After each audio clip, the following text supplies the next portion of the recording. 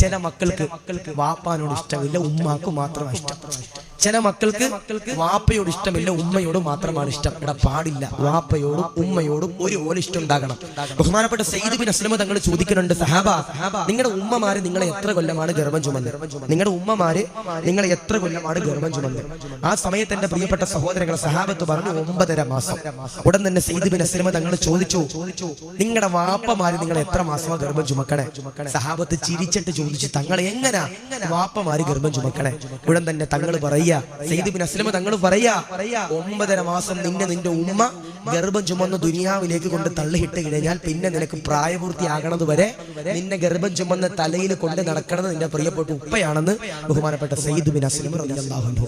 എടാ, നമുക്ക് ബാഗ് മേടിച്ചത് നമ്മുടെ വാപ്പയാ, നമുക്ക് വാട്ടർ ബോട്ടിൽ മേടിച്ച നമ്മുടെ വാപ്പയാ, പള്ളിയിൽ തൊപ്പി മേടിച്ച നമ്മുടെ വാപ്പയാ.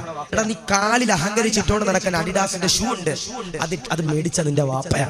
എന്നിട്ട് വാപ്പാനോട് സ്നേഹമില്ലാത്ത മക്കൾ അല്ലാഹു കാത്തിരക്ഷിക്കട്ടെ.